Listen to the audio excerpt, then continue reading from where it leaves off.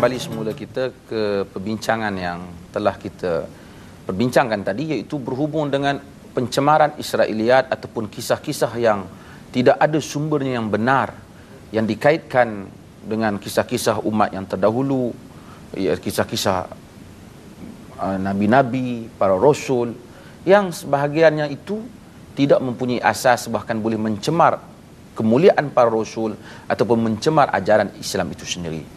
Sebelum saya meneruskan, saya suka untuk membaca seorang pengkaji terkenal tentang tafsir ini, iaitu Syekh Dr. Salah Abdul Fattah Khalidi, yang saya kebetulan juga merupakan guru saya. Dia menyebut dalam tulisannya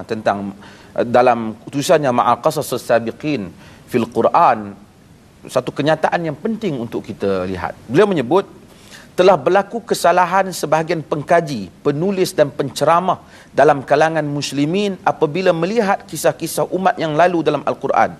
Sekalipun dengan niat yang baik, namun mereka telah menyanggahi metodologi yang betul dan lurus dalam mengkaji kisah-kisah tersebut. Mereka telah mempersembahkan kepada para pembaca dan pendengar timbunan daripada pelbagai pendapat, kisah, riwayat dan pendetailan kisah. Kesemuanya itu tidak lebih daripada kisah-kisah karut, batil, palsu, dan mereka ambil berdasarkan riwayat-riwayat yang diselewengkan lagi batil. Ia adalah Israiliyat dan kisah-kisah ahli kitab. Ini yang berlaku. Kadang-kadang kita tengok duka cita untuk kita sebut, sebahagian para penceramah suka menyebut kisah-kisah para nabi ni yang tak ada Al-Quran, tak ada dalam sunnah. Di mana dia ambil? Sehingga cerita-cerita yang diceritakan para nabi ni, sehingga kita lihat macam dengan kartun kadang-kadang nabi tu. Jadi watak tu jadi lucu. Umpamanya dikaitkan dengan cerita Nabi Ayub alaihissalam, dengan cerita yang bukan dikaitkan dengan Nabi Ayub. Juga Nabi Sulaiman alaihissalam, cerita Nabi Yusuf alaihissalam. Banyak lagi cerita Adam alaihissalam. Dahulu ada sehingga cerita Nabi Adam, dikatakan Nabi Adam itu telan buah khuldi, ditahan oleh malaikat jadi halkum umpamanya. Ini cerita tidak benar, tak ada dalam Quran, tak ada dalam sunnah. Bahkan cerita ini sangat tidak munasabah. Umpamanya iblis ludah Adam, lalu jadilah pusat umpamanya. Sedangkan seakan-akan pusat ini sesuatu benda yang amat buruk kerana ludahan iblis. Sedangkan pusat itu berfungsi untuk masa manusia duduk di dalam perut ibunya, menyalurkan makanan dan seumpamanya. Kisah-kisah yang seperti ini dibawa oleh golongan Yahudi. Dan kita tahu bahawasanya Yahudi lebih teruk daripada itu. Mereka pernah mengaitkan Nabi Allah Yaqub dengan perzinaan. Dan ada juga kadang-kadang kita baca cerita-cerita Nabi Sulaiman, kononnya Nabi Sulaiman itu terbang dengan tika terbang, macam cerita Zamzam ala Kazam. Kemudian tengok orang kat bawah ni cakap begitu, cakap begini, sehingga jadi lucu para nabi. Datang mana cerita ni? Israiliyat. Kadang-kadang para penceramah ni ataupun penulis, mereka tak dapat membezakan di antara maklumat yang benar, yang berasar bil-Quran dan sunnah, yang sahih. Mereka ambil daripada buku-buku yang mengandungi unsur Israiliyat ini, dan orang awam akhirnya terpengaruh. Dan bila terpengaruh, bila datang generasi baru ni, yang mereka ni kadang-kadang dah terdedah dengan dunia yang berbagai, mereka kadang-kadang memandang sinis terhadap agama. Mereka rasa agama macam kartun. Agama sebenarnya tidak kartun.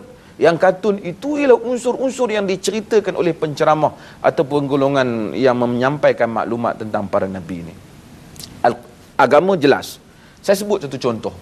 Umpamanya dalam kisah Luqman, Allah Subhanahu wa taala menyebut, walaqad atayna Luqman al-hikmah anishkur lillah wa man yashkur fa innama yashkuru li nafsi wa man kafar fa innallaha ghaniyyun hamid.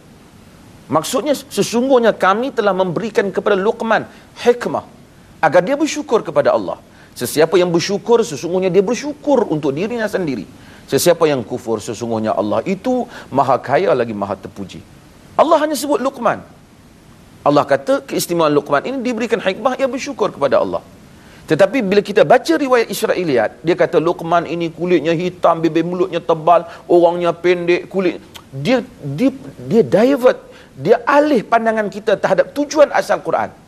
Kalau Luqman kulitnya hitam, bibir mulutnya tebal, untuk apa kita tahu kalau kita dah bibir mulut kita tidak tebal dan kulit kita putih?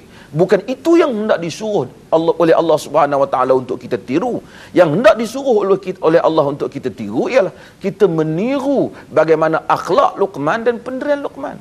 Sebab itu Allah tidak pernah ceritakan Firaun itu apa namanya, Ramses II ke III ke, kulitnya orangnya tinggi ke rendah ke. Tapi Israeliat cerita yang bukan-bukan.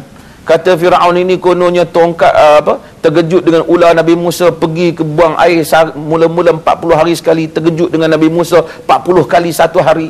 Ini semua cerita-cerita yang akhirnya tujuan Quran nak menceritakan jangan kita jadi pemerintah yang zalim, takabur, sombong macam Firaun. Akhirnya kita telah berubah pergi kepada cerita yang bukan-bukan. Allah suruh kita jadi sabar macam Nabi Nuh, menerusi perjuangannya. Akhirnya kita pergi pada Israeliat, apa jadi? Kita duduk tanya berapa panjang perahu Nabi Nuh, daripada apa kayu perahu itu dibuat, unsur-unsur yang seperti ini masuk.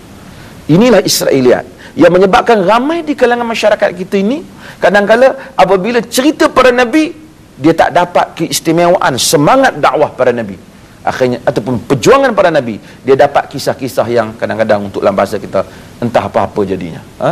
InsyaAllah kita akan sambung selepas daripada ini untuk membuat kesimpulan tentang Israeliat ini, insyaAllah.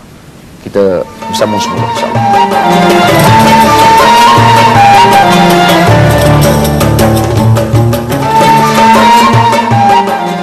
Sebenarnya cerita-cerita Israeliat ini adalah satu cerita yang diwarisi daripada orang-orang Israel, orang-orang Yahudi, yang Al-Quran sendiri mencela mereka kerana sifat pemusuhan dia terhadap agama.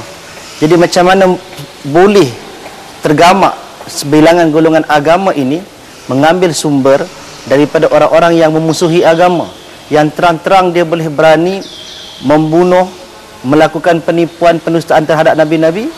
Lalu tiba-tiba penceramah ni mengambil daripada sumber musuh itu, lalu didagangkan agama, disebarkan kepada masyarakat.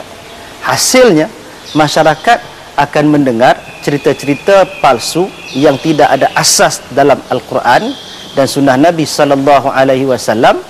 Sebaliknya, masyarakat dihidangkan dan menerima fakta daripada musuh Islam. Maka dengan itu, secara tidak langsung, golongan agama yang melakukan perkara ini sebenarnya telah menjadi ejen secara tidak langsung kepada musuh Islam untuk merosakkan Islam dari dalam.